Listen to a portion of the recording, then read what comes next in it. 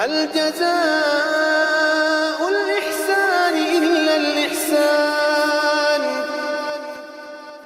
اللہ کے نبی صلی اللہ علیہ وسلم کو اور اللہ کے نبی صلی اللہ علیہ وسلم کے صحابہ کو جنگ بدر میں 70 قیدی اللہ کے نبی صلی اللہ علیہ وسلم کے ہاتھ میں آئے، اور نبی صلی اللہ علیہ وسلم نے ان قیدیوں میں کہا، مشورہ کیا صحابہ سے کیا کرنا چاہیے، ان کو چھوڑ دیں، ان کو قتل کر دیں، ان کو فدیہ دے کے یعنی جرمانہ لے کے ان کو چھوڑ دیا جائے،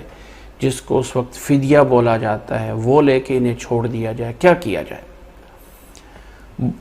بہت سے مشورے آئے۔ حضرت ابوبکر رضی اللہ تعالیٰ عنہ کی رائے یہ تھی کہ ان کو جو ہے ان کے اوپر احسان کیا جائے، انہیں جو ہے وہ فدیہ لے کے کچھ معاوضہ لے کے انہیں چھوڑ دیا جائے، کچھ معاوضہ لے کے کوئی نہ کوئی ان سے کام لیا جائے، اس کے بدلے انہیں چھوڑ دیا جائے۔ حضرت عمر رضی اللہ تعالیٰ عنہ کی رائے یہ تھی کہ یہ اسلام کی پہلی جنگ ہے، اسلام کی پہلی جنگ ہے جس میں ثابت ہوا ہے کہ اسلام کیا ہے اور کفر کیا ہے، لہٰذا ان قیدیوں کو ان کے رشتہ داروں کے حوالے کیا جائے، چونکہ ان مکہ والے قیدیوں کے مکہ والوں کے رشتہ دار مدینہ میں مسلمان ہوئے تھے، ان کے حوالے کیا جائے اور وہ خود ان کو اپنے ہاتھ سے قتل کریں، تاکہ یہ ایک ثابت ہو جائے کہ دین اسلام میں جو اخوت اور بھائی چارہ ہے وہ صرف اللہ کی خاطر ہے۔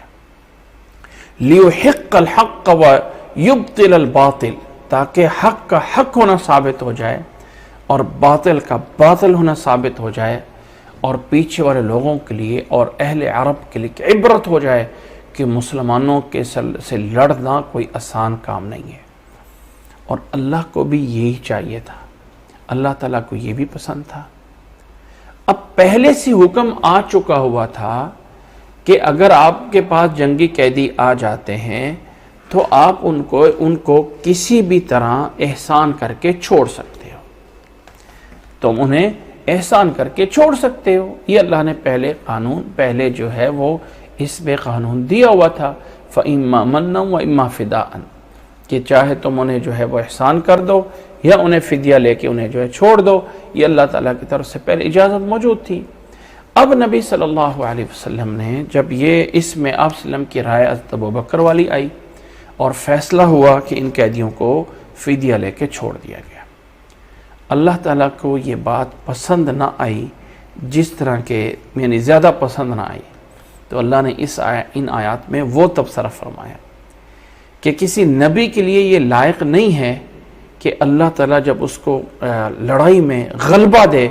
تو اسے چاہیے کہ ان قیدیوں پہ پوری طرح خون ریزی کر کے ثابت کیا جائے کہ دین حق یہ ہے۔